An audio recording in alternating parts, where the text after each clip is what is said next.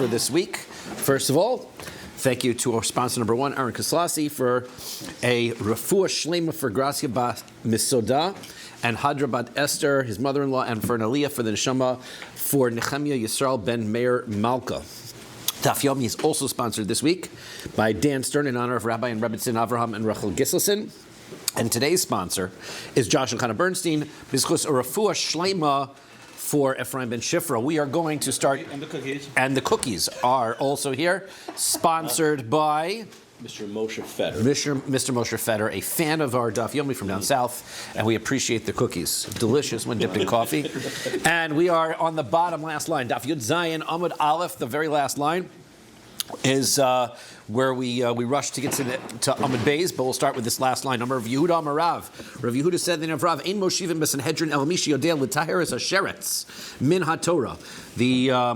The most impure creature is the sheretz. The sheretz, there's a creepy crawly creatures of certain types. They are polecats and whatever kind of other rodents and sorts. And anybody who comes in contact with one is tamei.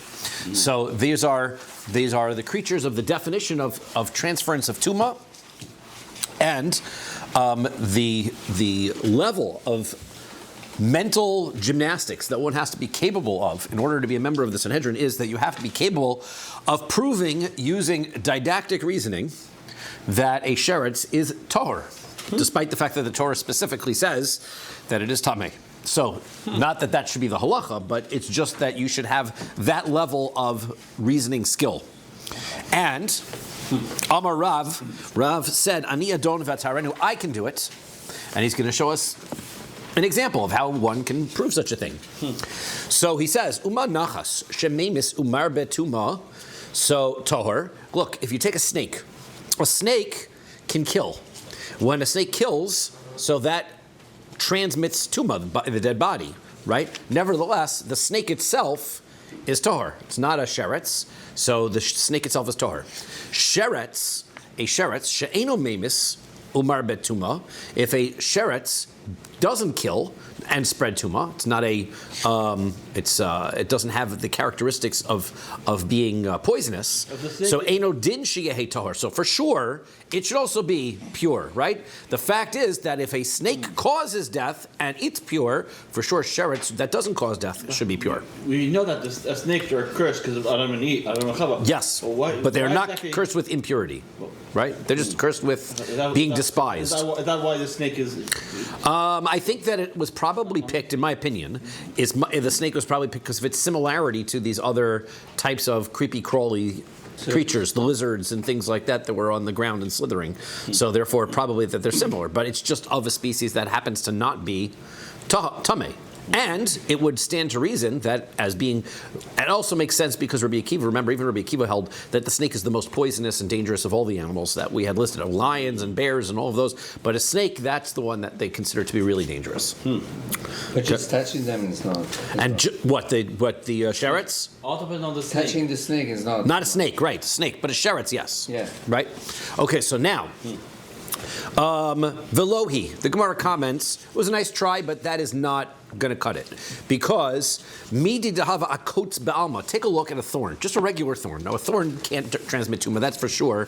It's not even a living thing, it's not going to transmit tumah. Nevertheless, a large enough thorn can kill somebody. That's a cactus or larger than a cactus? I would presume it's larger than a cactus, or this kind of dangerous thorn. It could kill somebody, and we see, therefore, that the ability to kill something doesn't impact whether it is more likely to be tahor or tamei, right? So therefore, the fact that the snake kills doesn't impact whether it is tahor or tamei, and so therefore it would not be a fair source for a kal v'chomer to prove that a sheretz doesn't transmit tumah. So, okay, it was a try, but it's a good example. The Gemara brings it because it's a good example of the sort of reasoning that might be used. This one doesn't work, but if you had a good one, you'd make the Sanhedrin. The Gemara does not have a good one. Amar Rav Yehuda Amar Rav, or at least like where you have like the sample question at the top. That's like the sample at the top. Amar Rav Yehuda Amar Rav, Rav Yosef and Rav. Kol ir she'ein ba shnayim ledaber ve'echad lishma. Any city that doesn't have two people who know how to speak all 70 languages and one person who knows how to understand all 70 languages, he might not be able to speak it, but at least can understand them. Ein moshiv ba Sanhedrin. They didn't. If it doesn't have that, so then you can't have a Sanhedrin in that city. You can't have the 23 judges. That's a requirement for the Sanhedrin, is that you need at least 2 of the judges, or 3 of the judges that can understand, 2 of the judges that can converse. 7. Out of the 23. This is the Sanhedrin of a city, right? This isn't the Sanhedrin Gedolah. 70 languages? Yes, 70 languages. All 70 languages. Wow. It's pretty amazing, right? You're starting to think about what kind of scholarship these people had, right? Wow. I don't want to know. Uba Beisar havu shlosha. So in Beisar they had 3 judges like that. Uba Yavne arba, and in Yavne they had 4. So you see, like that was pretty impressive. Rabbi Eliezer, Rabbi Yeshua, Rabbi Akiva, Shimon Hatimni, Don Lifneim. Who are the 4? It was Rabbi Eliezer, Rabbi Yeshua, and Rabbi Akiva, and Shimon Hatimni was the student who was also able to speak all 70 languages. He would sit in front of them, and he was the student. He was able to as well, bekarka, on the ground. Meisvei. So we asked the following question: Shlishis chachma, revius ein lemala heimena. It says here that a Sanhedrin that has 3 judges on it that know 70 languages, so that is considered a wise court, right? That's 2 is required, 3 is wise, 4 there's nothing better than that. That's the best. So therefore, this argues with the fact that we said that Sanhedrin, Babesar, all you needed was 3. This seems to say 4 is best. So the answer is, who de Amar ki Haitani holds like this Tana de Tanya. We learned in the Brisa. Shnia Chachma 2 is wise. Shlish is Lamalim, and 3 is even better. That's the best. So therefore, all we really need is 2. Ideally, 3 is better, according to this one. It's interesting because that was the prerequisite for Paro. That was Egypt. It was interesting because what we had learned by Egypt was, and I'm trying to think if this Gemara is actually in such as coming up. The Paro did not speak all 70 languages. Paro spoke all languages except Lashon HaKodesh. But it was required of Yosef to and it was know. so Yosef spoke all 70 languages. But and it wasn't like whether that was required in Paro's. That's why the angel Gabriel came and taught him. Yes. Otherwise, he wouldn't be able. Was English one of the 70 languages? Sorry, English. It's a good question. I don't know because English is one of those. Some of the languages we have now are combinations of older languages. English is like a lot of Latin and a lot of other different old languages. Even Italian, Spanish, and some of those other like French are all from the same original source languages. Yeah, So it's not the same. It's not the languages we have now. There's more than 70 that we have now, but they're not original languages that were necessarily the same languages. All broken down. I thought it was more particular to Mitzrayim. Like that's what they required, and that's it. Right. So but now it's surprising. It is a Sanhedrin requirement. And why? Because you needed to be able to have somebody, you had to be able to have the judges listen directly to the witness's testimony. And if somebody who was a witness didn't speak the language, so then they wouldn't be able to testify. Right? You couldn't have a translator. That's seen as wisdom. 70 languages wisdom, linguistic abilities. No, it doesn't sound like that. It sounds like the linguistic requirement, because the other judges didn't need to have it. Only 2 of them needed. Okay. It was only necessary because you needed 2 of the judges in order to be able to take the testimony of the witnesses. That's what I wanted to ask. Right? I heard about 70 languages, but we spoke about before what it was required to be a judge. And we were saying just an everyday person could be on a base din. So a base din, right? So remember, everyday person can be on a base din for money. Right. This is for the sake of being on. This is on being on a Sanhedrin, right? Strictly, okay. This is 70 and 23. This is the 70 and 23, correct? Okay. So that's a different level.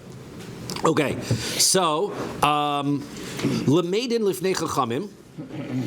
Any place now, we're going to have a bunch of code words that they used in Shas all throughout the Gemara. When you see these phrases, we're going to see that this is who it's talking about. If you say L'meidin, if the Gemara says, or let's say the statement says. I just told me, L'meidin lifnei chachamim. It was taught before the chachamim. So then that's Levi me Rebbe. So then that is Levi who is learning it from Rebbe.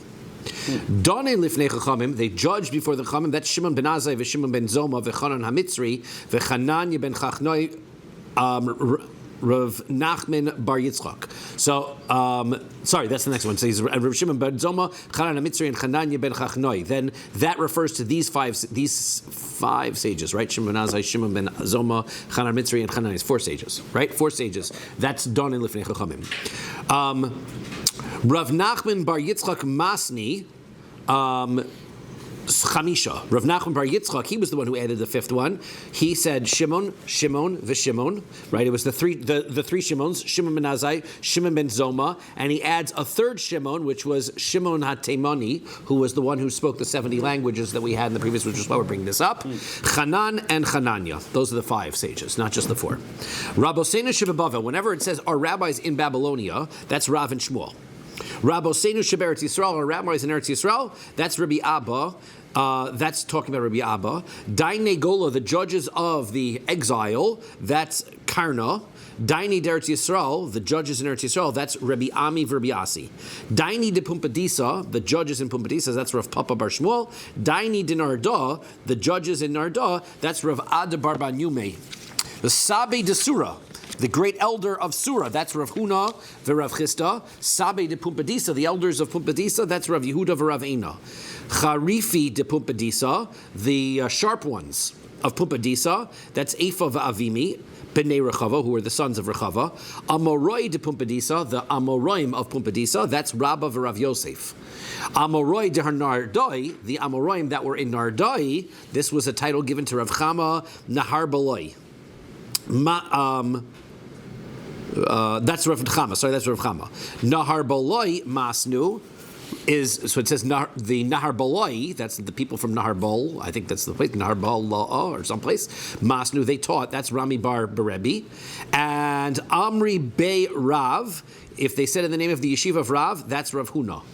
Right, Rav Huna was known as a student of Rav, so if they said it was said in the yeshiva of Rav, that was Rav Huna. V'ha'amar Rav Huna, Amri Bey Rav. 1 second, how could that be Rav Huna? We know that there was a statement that Rav Huna himself made that he started with. They said in the yeshiva of Rav. Well, if he's the one who it's talking about, what is he quoting himself? So, how do you understand what that means? Ella Rav Hamnuna. Rather, the yeshiva of Rav is Rav Hamnuna, another student of Rav. Amri ben Marava, if it says they said in the west, that's Rabbi Yirmiyah. That's talking about Rabbi Yirmiyah. Shachu mitam, they sent from over there, that's Rabbi Yossi bar Chanina. Machachu Allah ben Marava, they laughed about that in the west, that was Rabbi Elazar. That was Rabbi Elazar. He would, I guess, would laugh at teachings that they would say in Babylonia. Is it like if he's laughing? Isn't it like he's making fun of it? It seems like he was, yes, mocking the teaching. Right? He did not consider it to be. If you see that, right, he was mocking that teaching. Well, 1 second, how can you say that that's Rabbi Elazar? Hashachu mitam l'divrei Rabbi Yossi bar Chanina. So he says. If it says here that they shalchu mitam, they sent from there, according to the words of Rabbi Yossi bar Chanina, but you just said that shalchu mitam is Rabbi Yossi bar Chanina. So how could Rabbi Yossi bar Chanina be quoting himself? Ella epoch. So you have to flip it. Shalchu mitam is Rabbi Elazar. Shalchu mitam is Rabbi Elazar, and machu Allah b'marava, that is Rabbi Yossi bar Chanina. Okay, so we have this whole list of all these sages and their titles, just so that we're aware. We see them all throughout Shas of these types of phrases. We now know who these people are. Now, the Kama Yehi Ba'ir V'Yehi Re'uya L'Sanhedrin. How many people do we need a city in order to be able to establish a Sanhedrin in that city? Like 3 to 10 people. So, no more. You said 310? Between 3 to 10 people. So he said, Me'av Esrim. We said, Mishnah said 120. Me'av Esrim, Maya Viditayu. So what are this 100? What's the 120? What are the 120 people for? Why did they pick that's a random number? So first of all, here we go. Esrim v'shlosha keneged Sanhedrin Ketana. First of all, the first 23, that's the Sanhedrin Ketana. That's the judges themselves. V'shalosh shurosh shel esrim u'shlosha. Then you need backups. We're going to show that there were 3 rows of judges, even though the 23 were the ones judging. They had 3 rows behind them, so 3 rows of 23. Hare tishim v'tarti. 3 times 23 gets us to 92. Okay? Fasara batlonin shel beis haknesses. Then there's going to be. Does it get to 92? 23 times 3? 46, 66, 69. 22 is 73. Oh, 66, yeah, sorry. 23 is 69. He said 23. Oh, plus it's 23 times 4. It's 23 times 4, because we had 23 plus the 3 rows of 23. Thank you. That's a good point. 23 times, good catch. 23 times 4. Okay. So somebody's doing the math. Okay, good. Sorry. So that brings us to 92, correctly. Now, so then, Vasar Batlanin, I know my father's, I'm going, no, it doesn't, he was going to write along with you, so it's a good thing you caught it. Vasar Batlanin, right, then there is 10 people whose job it is to stay in the Beis HaKnesses. What is that about? So they had a job. The town used to pay and sponsor 10 members whose job it was to come on time to shul, right, to make sure they had a minyan, right? Yehuda. That's us, right? It's Yehuda and 9 friends. So that's it. The Sarah Batlanin. So they would have that. They would have that job. So that gives us Meutre. We're up to 102.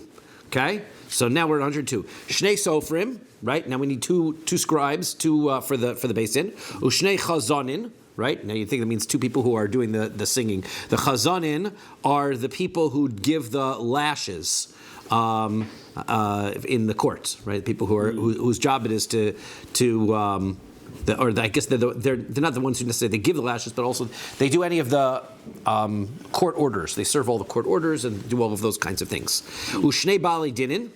You need 2 litigants, right? You can't have a court without 2 litigants, so that's another 6. Ushnei edim, that's 2 witnesses. You need 2 witnesses for the court case, right? Ushnei zovmin, then you have to have the ability to have 2 people who are gonna, right? You have to be able to have 2 witnesses testify against those witnesses, because we have a principle that if you have witness testimony that can't be overruled through being zomim, then that testimony is not valid because there's no risk to be able to those. Those witnesses need witnesses. And then you need one more set. Shnei zomim zomin.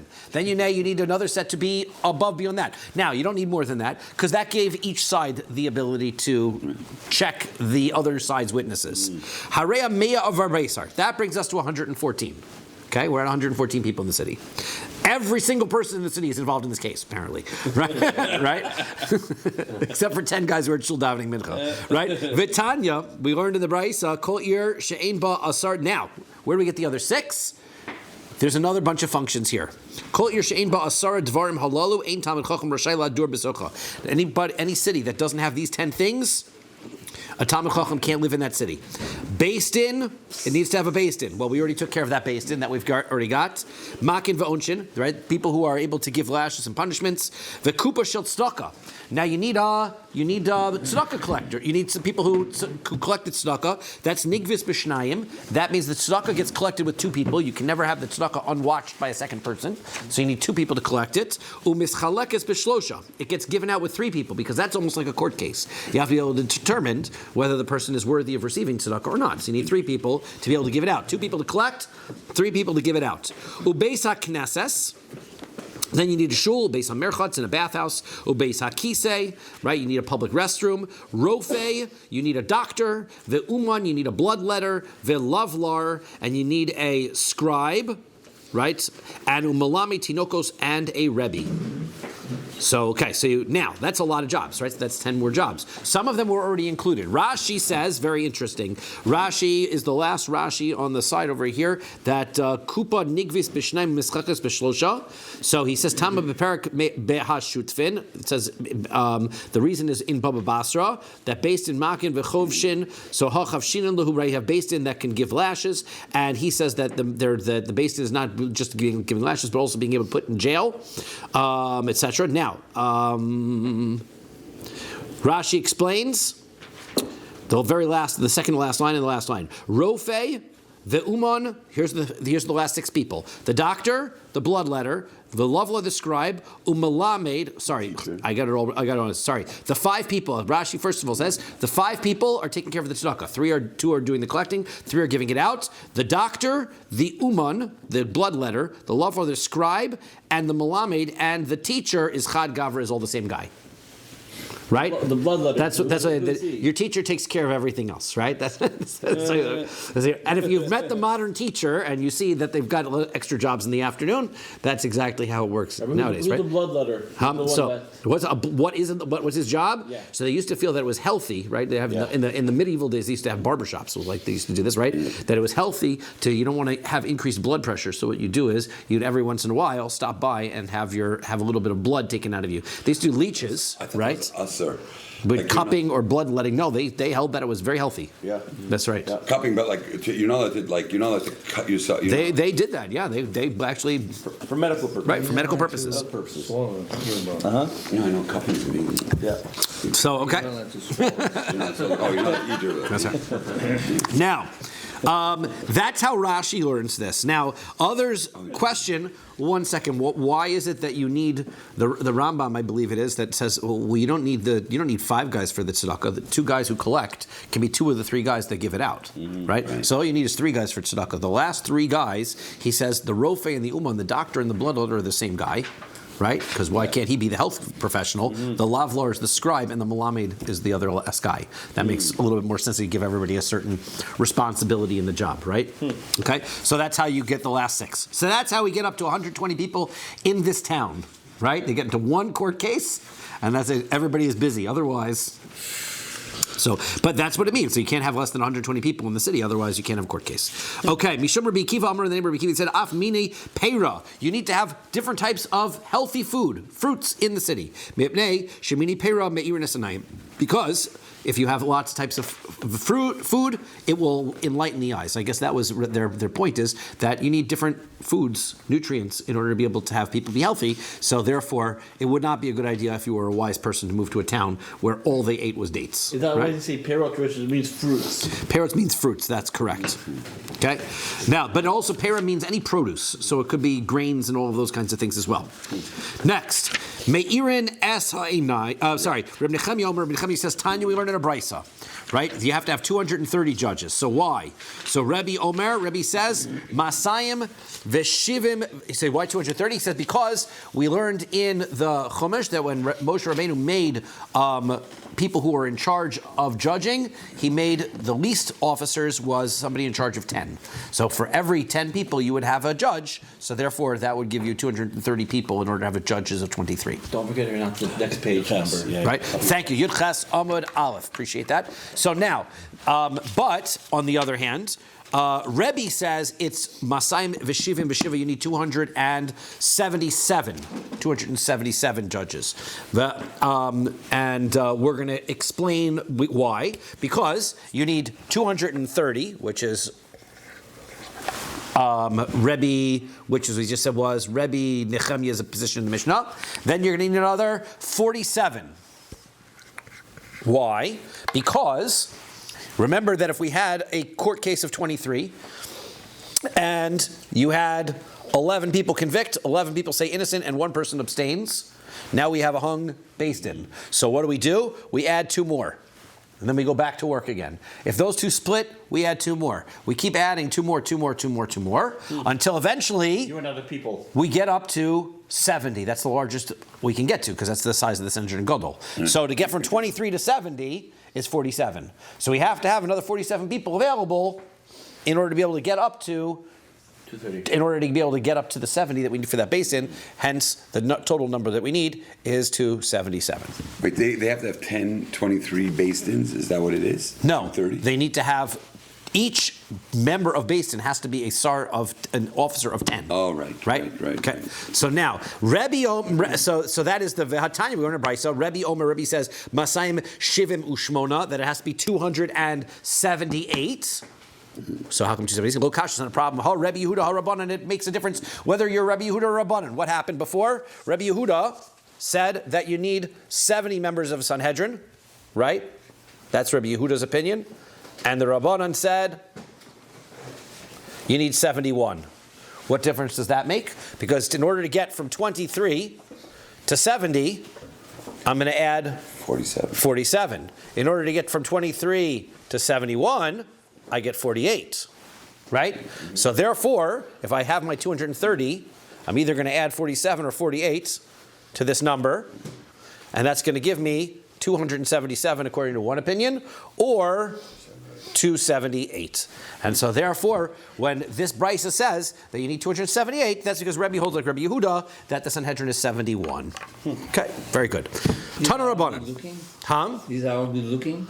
They all have to be good looking, yes. Now, you asked the question, why do they have to be good looking? We were ending at the time. Why do they have to be good looking? So we should mention, why do they all have to be tall and good looking? They ought to be tall and good looking because the judge, the Beis Din had to have respect of the people. And in order to be able to have the respect of the people, they had to be well put together and they had to be tall and they had to be good looking and all of those things so that the people would respect them. That's unfortunately the way it is. But beauty is in the eye of the beholder, of course. Yes. Tana Rabbanan, rabbis, Ushemes aleim sorry, V'samta aleim, sorry alofim, sorry meos, sorry chamishim, sorry asaros. This is what Yisro told Moshe Rabbeinu to do. We're going to put on you officers of 1,000 and 150 and 10. So, how many officers were there in the desert? So there was 603,550 Jews, right? 603,550. Right. So how many are we going to wind up with? So that means we're going to have. Sorry, alafim. So sorry, alafim. How many? 6,000. Sheish meos. 600. Yeah, judges. 600. Right. Yeah. So that's 600 judges. Okay.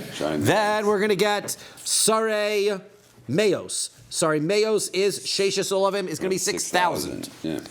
Okay.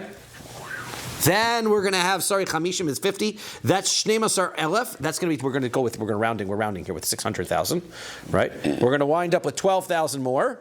I think it's 120,000. 60. Yeah, you're right. Right? 12,000. 12,000. And then... sorry, Saros 10. Right? Sorry, Saros is Sheshus Ribu, 60,000 more of those. Okay? That's a lot of judges, right? So therefore, the total number, Nimtzu Dain Yisrael, Shiv'as Ribo Ushmonas Olavim Shesh Meos is 78,600. Yeah. Wow, that is quite a ratio. Yeah. That's like the Canadian government. 70 Jewish lawyers. That's correct. That's correct. Wow. So 78,600. Now, this number is not precise. Obviously, first of all, because 603,550 is the actual number, not 600,000.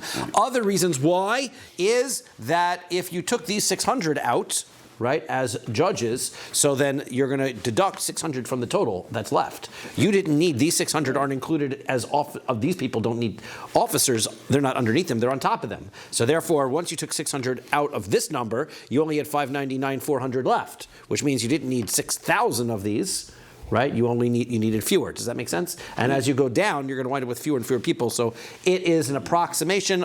The Rishonim talk about that issue. We're going to move on to the end of the parak. Hadron Lachdinim Mamnos, Hadron Lachdinim Mamnos, Hadron Lachdinim Mamnos. You finish the parak, you say it 3 times in order to indicate that you have completed it. And we move on to parak Beis, the second parak. Kohen Gadol.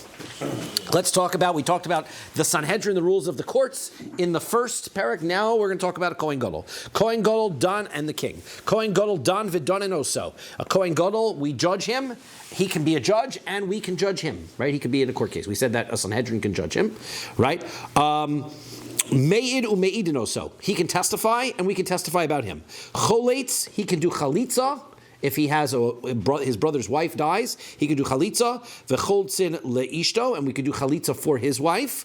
Umiyavmin as ishto, and we can do yibum for his wife. Aval, however, hu eno miyavim, he can't do yibum. That's what I was about to say. Right? You were ready for that. I was going to get to that before you said it. He can't do yibum. Why? Because mipnei shehu aser be'almana. Why? A Kohen Gadol cannot marry a widow. Right? That's one of the restrictions of a Kohen Gadol. A regular Kohen can't marry a divorced woman. He can't marry a widow. So therefore, if his brother dies and leaves a woman behind to him, so then he can't, his wife behind, he cannot do yibum. Okay? Right. Umeis lo meis. If one of his close relatives dies, eno yotzei achar hamita, he cannot leave the Beis Hamikdash in order to do the funeral procession. Ella hey nichnasin. So, or he can't go after the burial, right? He leaves the Beis Hamikdash, but he can't go after the coffin. Rather, imagine, right? This is what I'm imagining. It's like, here's the block, right? And the street is going this way, and there's a street going this way, and right, and so the funeral procession is going up this street and turns this way. Once the funeral procession turns this way, here comes the Kohen behind.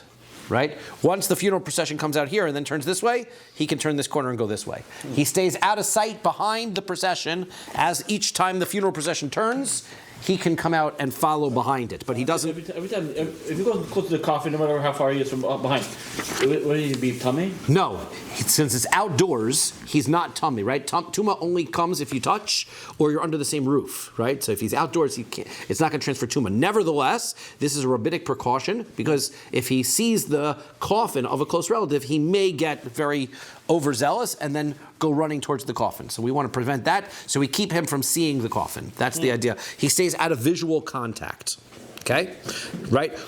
So that's what it says. Hey nichnasin, they go in. Vehu niglad, he comes out. Hey niglin, they become revealed. Vehu nichsan, he gets covered up. V'yotzi mahen ad Pesach Sharir, he goes and follows them until they get to the gate of the city. Divrei Rabbi Meir. The cemetery was outside the city, so at the end of the city, that's where he would stop. That's what Rabbi Meir says. Rabbi Yehuda disagrees. He says, Eino yotze min hamikdash.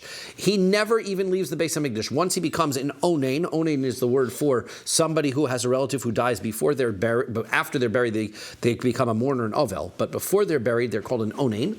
And an onain, a Kohen Gadol who's an onain, does not leave his service in the Beis Hamikdash. He stays in the Beis Hamikdash. Why? Mishum shenamar, because the pasuk says, "U'min hamikdash lo yetzei." He does not leave the Beis Hamikdash. Ukeshehu menachem achirim. Now, when he comes to do comforting of the mourners, comes to somebody else's shiva house. Derech kol ha'am ovrim bazeh achar zeh. So what happens is, that the whole nation, they go in a row, one after the other. Veha memuna mimatzo beino bein la'am. And the memuna, the second in command Kohen, the Sagan Kohen, the deputy Kohen Gadol, stands between him and the rest of the people. So, right, so here's how they used to do it. Right? You'd have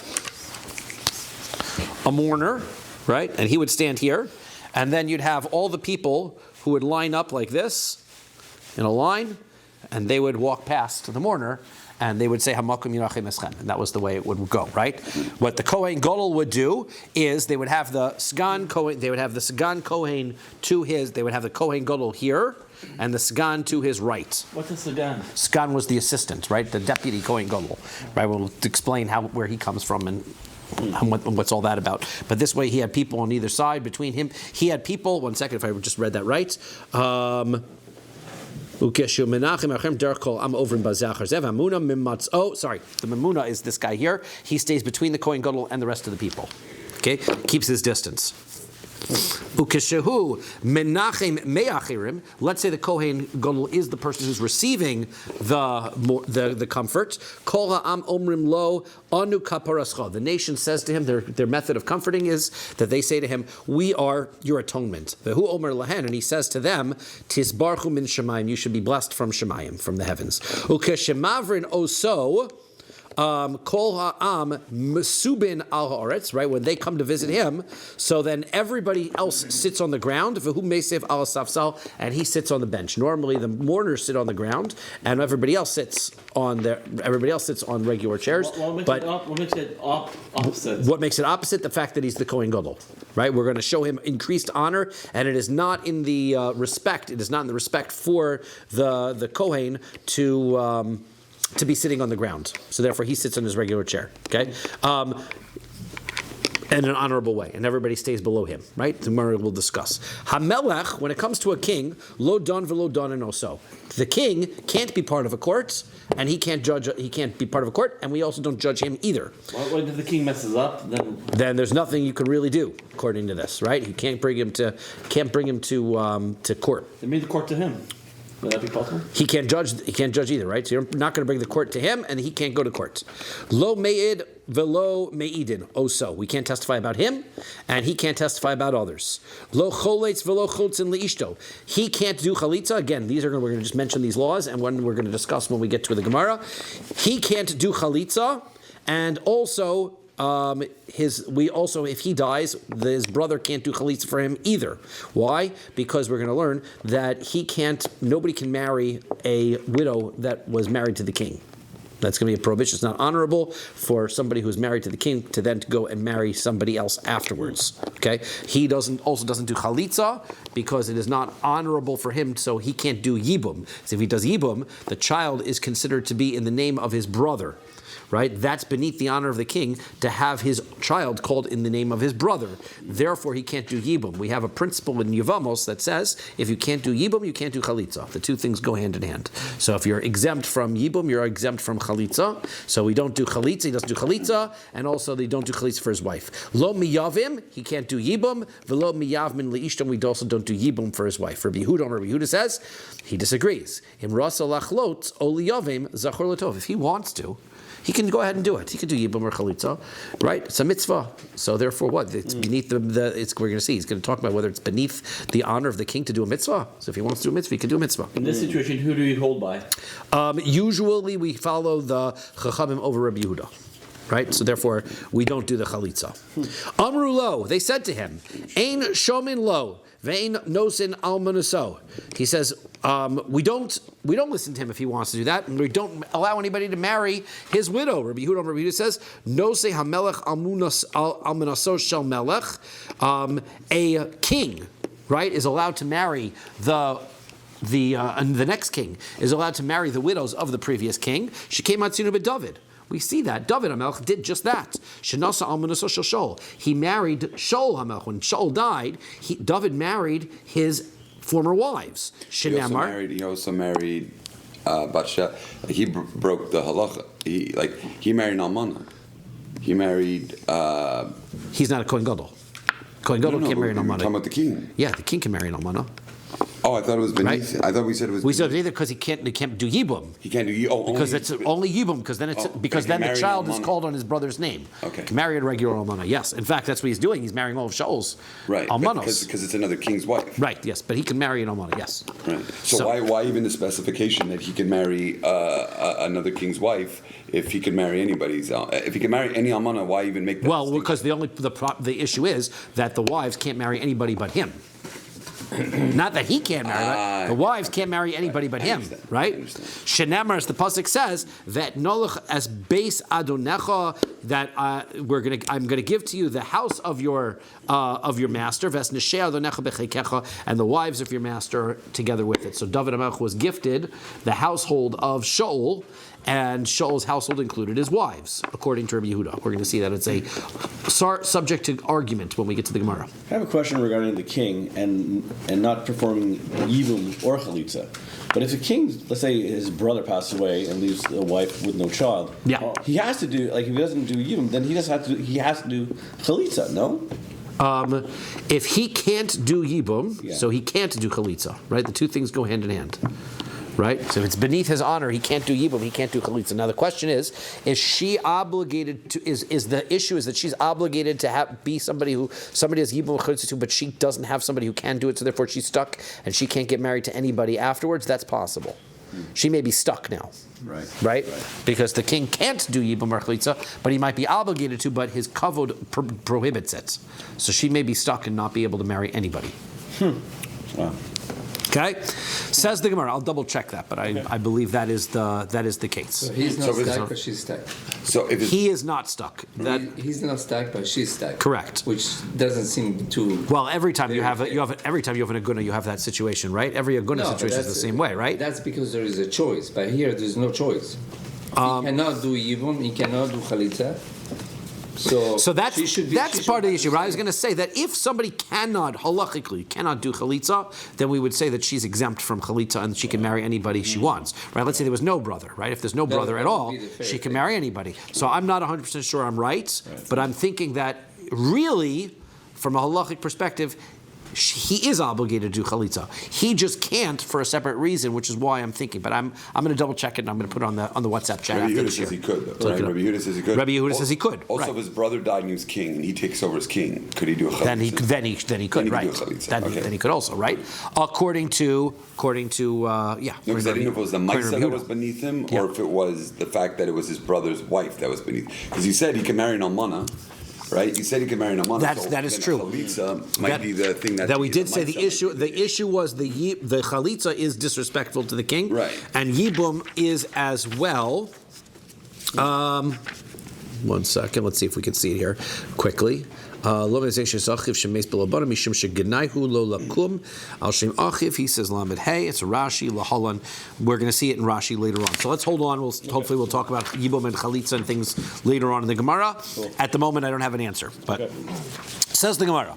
Let's talk about a lot of the questions that come up in the Mishnah, right? We leave them as questions because the Gemara can discuss each line of the Mishnah anyway. So let's see if we still have lasting questions at the end, then we'll see. Says the Gemara, we're going to start with Kohen Gadol done. A Kohen Gadol can be a judge. That's the first line of the Mishnah. That's pshita. That's obvious. Done and also it's tzrichalei. Well, the answer is because I might have presumed that you can't judge him. He's of such high rank that maybe he can't be judged by others. Why did you take him to the Beis Din? And yet, sorry. If he could be a judge, yeah, he could be on Beis Din. He could be on Sanhedrin. And you can also take him to Beis Din. How does that work? And you can also take him to Beis Din. You can take a judge to Beis Din, right? There's no reason he just can't be on his own Beis Din, right? Judging himself.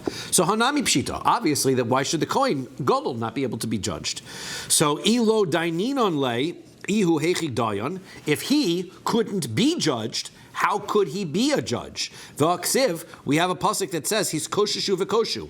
So he says first that this is a pasuk in Tzefanya that says that that first you should straighten yourself and then straighten others.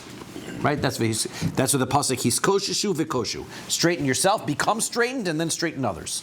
So therefore, if you can't be judged, how can you judge somebody else? That's what we're learning from it. In order to be eligible to be a judge, you have to be somebody who could be judged.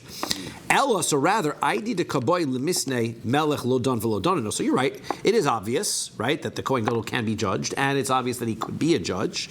It's just that we're going to talk about it because this first part of the Mishnah parallels the second part of the Mishnah.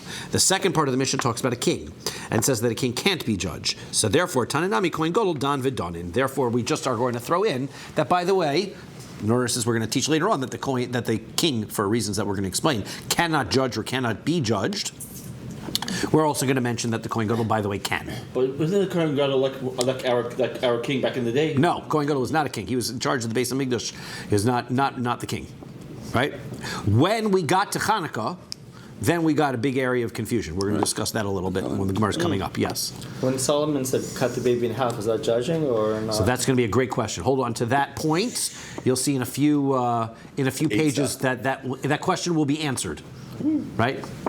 So v'ibay same or else if you want hakamash milan that this is coming to teach us this. Kidatayim we're brisa. Kohen Gadol sheharag es hanefesh b'mezid. If a Kohen Gadol kills a person on purpose, nerag he gets killed. B'shogeg if he kills somebody through negligence, gola he gets exiled. Ve'over al asay ve'al los asay, and he has violated a positive commandment and a negative commandment. If a Kohen Gadol, if he kills, is he allowed to go to the city which is owned by the Levium? Sorry. You know the so that's what we're going to discuss. That's going to be our issue, right? V'harehu kehedjot l'chol dvarov, and he's going to be like a regular individual as far as all things are concerned. Okay, then we're going to say that he's a.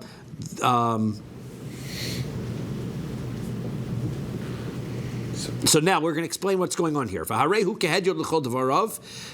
So he's like a hedjot for all things. So that is b'mezid nerag. That is that he is killed. If he kills on purpose, then he gets killed. So pshita, that's obvious. B'shogeg gola, it's the chiddush is the novelty is, as Yehuda points out, the fact that he can go to exile when he kills through negligence. So hanami pshita, why should that not also be obvious? So the answer is itzrich. I need it because salka daitechamina. I would have thought to have said ho ksiv vayashiv ad mos Kohen Gadol. The whole time, how long is a person supposed to go in exile? Until the Kohen Gadol dies. Right. Well, the problem is, he is the Kohen Gadol. So therefore, Ema kol de islay takanta bechazara legally. Anybody who this pasuk can apply to, that when the Kohen Gadol dies, he can leave. So then he goes to exile. This guy can't leave when the Kohen Gadol dies because that's him. So maybe the din of exile, the rule of exile, doesn't apply to the Kohen Gadol. If you cannot be redeemed and go free by the Kohen Gadol dying, lo legally, then you can't be exiled either. Or they could follow him into our city and then kill him right there. No, because there would be a replacement Kohen Gadol, so he would leave when the other Kohen Gadol, when the new Kohen Gadol steps He's up. still the Kohen Gadol. Even when he's in exile, Yeah. he wouldn't lose the. Why? Well, first of all, he can't perform avoda, right? He killed someone. Correct. So now he's been exposed to a dead body anyway, so he's tamei mace. So yes, but that we can remedy. Right. But you cannot perform avoda once you are already once you've killed somebody, even b'shogeg. Then a person can't potentially the Kohen Gadol can't perform the service. Right, However, so he still remains as a Kohen Gadol. So therefore, he's the guy who has to die. Wow. Could there be an exception that he's goes into exile, but they can still kill him in this because? So the answer is, so that's what we're going to say, that he's like everybody else. That's why this price is saying that he's like everybody else, despite the fact, and he goes to exile just like everybody else, and he remains there until he dies. Right? Interesting. Okay. Yeah. Ditznan, as we learned in the Mishnah, Hahore Kohen Gadol. Similarly, let's say somebody kills the Kohen Gadol. I'm a base. Yud Ches Amud Beis. Thank you. Hahore Kohen Gadol. Somebody kills the Kohen Gadol. Oh, Kohen Gadol shehoreg es nefesh. Or a Kohen Gadol kills somebody else. Eno Yotzei Misham Liolam. He never leaves the city of refuge, right? Because he kills the Kohen Gadol. You can't stay there until the Kohen Gadol dies because the Kohen Gadol is already dead. So Ema lo legally, and it has to be as you said. Well, they'll put another Kohen Gadol up also. That doesn't matter. It has to be the Kohen Gadol who was around when he committed that murder, right? Has it ever happened where someone kills someone in exile? Has he killed somebody while they are in exile? Has it ever happened where someone gets killed while in exile? I couldn't tell you if it has ever happened, right? But I can tell you that if somebody is in exile and they kill somebody, they need to go to a different exiled city. Okay. So now, Ema, so I might say that Eno Yotzei Misham Liolam. Ema lo legally. So I might say that he doesn't go to exile at all. Kamash Malan. Therefore, this comes to show me that he does. Ve'ema hachanami. Maybe you would say you're right that maybe he doesn't go to exile. So Amar Kro, the pasuk says, Lanus Shama Kol Rotzeach. Every murderer goes to the city of exile. Afilu Kohen Gadol b'mashma. Even the Kohen Gadol. Everybody goes to the city of refuge, even though he wouldn't be able to get free when the Kohen Gadol dies. Okay, good. So that's the halacha, right? So that's as far as the Kohen Gadol being able to go to exile. Overall, aseh v'al lo saseh. Now, this brisa says he has violated a positive commandment and a negative commandment. What is that talking about? Lo sagi de lo avar. So, what does that mean? What does it mean? What's the positive commandment? What's the negative commandment? What are we talking about here? So hachi kamar, this is what it means to say. Im avar al aseh v'al lo saseh, right? Let's say he violates a regular positive commandment or a regular negative commandment. It has nothing to do with murder, right? The first two cases was he murders somebody. The second one, he can murder somebody negligently. This is just he commits any other crime, a positive commandment or a negative commandment. Harehu kehedyot lechol dvarav. He's like every other person, and he just gets judged like anybody else. So pshita.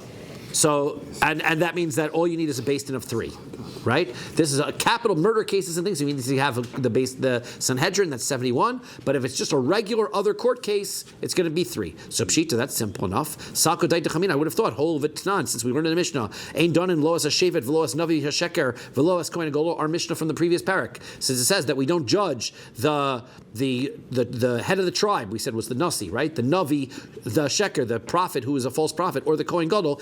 Basin shel shiva vechad, except with 71 judges. I might have thought that applies to all averos that he does, even minor ones that he only needs 3 judges for. From Ravada Barava says, "Call davar hagadol yavi elecha." So anything that is a large item gets brought to you. The Sanhedrin, Moshe Rabbeinu, the Sanhedrin, which means dvarav shel gadol, items relating to a important person. So therefore, ema kol dvarav shel gadol. So therefore, I would presume it means every item, everything that has to do with a court case involving this great individual. individual, Kamash Malon. So therefore, this price is coming. This price was a brisa. This price is coming to tell me no, not true. That this requirement only applies to capital cases. When it comes to other regular infractions, the Kohen Gadol gets judged with a regular beis din. Well, wait a second. How do you know? Maybe that's not correct. Maybe it is. He's a Kohen Gadol. The pasuk says that. Miksiv divrei Gadol. Doesn't say all of the things that have to do with this great individual. Hadavar hagadol ksiv. It says the great things that have to do with this person, meaning davar gadol mamish. It has to be something really big, right? A murder case relating to this Kohen Gadol. Then he goes to the Sanhedrin. If it's just that this guy, he stole something, we can take care of that with 3 judges. Me'id u'me'idin oso. The next line of our Mishnah was that he testifies, and we can testify about him. So, didn't we say that a regular capital case, how many judges do you need? 23. But the Kohen Gadol is going to need 71. Right, Kohen Gadol is a special case. That's right. So now, Me'id, so he's going to testify. We're in a brisa. Then when it comes to lost items, there are some times that a person is allowed to hide and not return a lost item. Right? He's obligated. You find a lost item, you have to return it. Sometimes you can avoid returning that lost object. Collateral, isn't it? Sorry? That could be collateral is with loans, right? Yeah. This is I see somebody's lost object, and I'm gonna, instead of going over and picking it up and taking care of it, I just ignore it, I walk right by. How is that? Sometimes you can just ignore it, and sometimes you won't. How is that? Kohen v'hu basic verse. Let's say you're a Kohen, and the lost item is in a graveyard.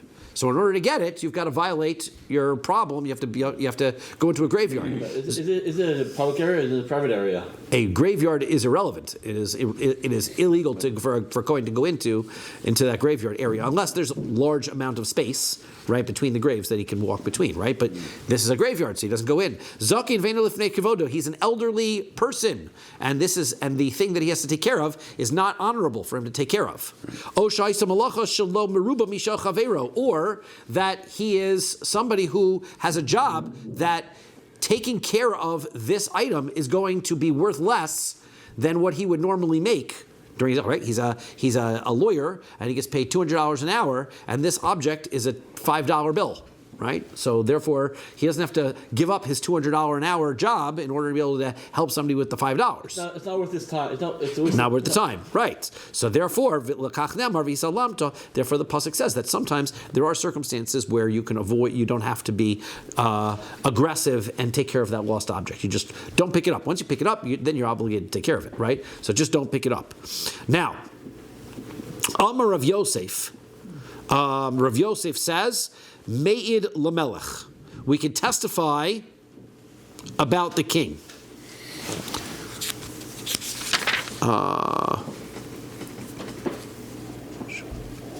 So this is the question. So I'm sorry, I forgot that we were in the middle of the question. So the question is, how can we say that the Kohen is allowed to is supposed to testify in a court case? We just said that if the mitzvah that the person has to do is beneath his honor and respect, he shouldn't do it. Well, the Kohen going to a court case is beneath his honor, right? For him to show up and he's going to testify about your $10 loan, so that he doesn't. So the question is, how can the Kohen give testimony? So Rav Yosef explains, Me'id Lamelech. He doesn't give testimony in all cases, but he can be a witness if the case is against the king. So if the king is the one on trial, then the Kohen can give testimony. I thought you said the king can't. Oh, good question. V'atznan, but we learned in a Mishnah. Lo dan v'lo dan and also. Good, you're on it, right? Yeah. You're right. Those words right out of my mouth. That's correct. Good. So we said the king, you don't judge him, and he can't judge. So therefore, there's no case. There's no court cases having to do with the king. Lo mi'id v'lo mi'idin also. We don't testify about him when nobody testified, and he can't testify about anybody else. Ella, so rather forget that answer. Amar Reb Zera says, Me'id leben melech. He can testify about a prince, right? King's son. Ben Melech Hedjotu. What do you mean? The king's son is just like anybody else. Why should he be allowed to testify about him? Ella meid bifnei hamelech. So rather, he's going to testify in front of the king. Right? He's going to testify in front of the king. Meaning, would that be disrespectful to on both sides, the king and the son? I'm sorry. How do you mean? Is it disrespectful? Because the son is considered like everybody else, so he's not going to come testify in front of the son, right? So we're talking about where the king is a member of the Sanhedrin. So therefore, I thought we said a king cannot be part of the Sanhedrin. Beautiful. The Ein Moshiv Melch Sanhedrin. So what we said, we can't put a king on a Sanhedrin. So you guys are right on the ball right here, right? So you can't put the king on the Sanhedrin. So the answer is Mishum Yikar de Kohen Gadol Asav Yasiv. So he says what happens is the Kohen Gadol's got to give testimony. So what do? You invite the king to come and sit here. The king comes. He's not a member of the court. He just comes and sits in the room in order to give honor to the Kohen Gadol who is testifying. Then the Kohen Gadol can come and testify with the king present. Also, mikabli niali l'sudisei. The king sits there. They take the Kohen Gadol's testimony. Kaihu v'azil, and then the king gets up and he leaves. U'me'anina le, and then anon bedinei. Then the judges get together and they can take the testimony and they can discuss it, right? Why would you do that, the king? Why would the king do it? Yeah. So that the Kohen Gadol can testify. That's the only reason, right? The king comes all the way out in order to give honor to the Kohen Gadol. Wow. That's the respect. And the Kohen Gadol can do it because he's honoring the king.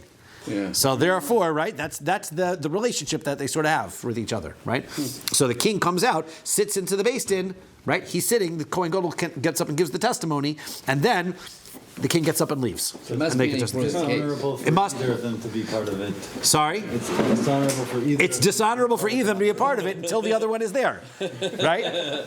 That's exactly what's happening, right? Wow. We didn't mention why the king can't be on the Sanhedrin yet, but right at this point it seems like right. What is dishonorable about giving edus?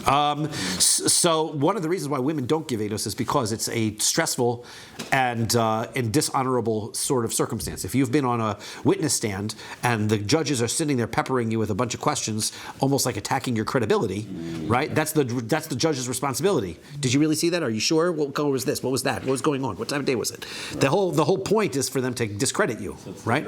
It's they're grilling you, right? Exactly. So it comes out negative, right? I imagine a king can't sit on a Sanhedrin because people would be afraid to go against the king. Oh, good answer. Yes, that would be what I would. That's correct. Yes, we're going to see that as a problem. That's where immunity comes from, probably, right? The whole. So far, we've heard the king potentially has an immunity issue. Yeah. But we're going to see why. Kufa. Okay, let's talk about something we just mentioned in passing. Ein Moshiv and Melch Sanhedrin. You can't have the king on the Sanhedrin. Why? V'lo Melch v'Kohen Gadol be'ibor Hashana. Also, you can't have the king or the Kohen Gadol in a calculation about adding an extra month into the year. Melch b'Sanhedrin. Why can't you have the king on the Sanhedrin? Dichsiv lo saneh al riv. The king cannot answer on some kind of disagreement. Lo saneh al rav. And also, nobody can, which we translate means we cannot answer against our elders or our more important people. So therefore, what will wind up happening is the king will sit on this Sanhedrin, and nobody can speak before him. So he's got to talk first. The king talks first. As soon as he talks, nobody can disagree with him. So that's the end of the case. So therefore, the king's presence on the court ruins everything. When it comes to a regular Beis Din case, right, the head of the Beis Din talks last. Everybody, though, because nobody else, once the head of the Sanhedrin speaks, nobody can disagree with him because he's the Rav, right? Like the main judge. The main judge, right? The Av Beis Din, he talks last. Everybody else can go first. But the king is of such stature that nobody can talk before him. So therefore, he has to go first, and then nobody can disagree with him. So now he ruins the case. Therefore, you can't have a king on the Sanhedrin. Okay, so that's what it is. Now, lo melech v'kohen gadol be'ibor shana. We can't have a king or a kohen gadol in a calculation of the years because a melech mishum af sanya, the king, because it determines the claim. He is that time. What he's going to do is he is what we call nogea b'davar. He is involved in the case. He has to pay army wages on an annual basis. And what will happen is he adds a 13th month, he basically gets a free month of service.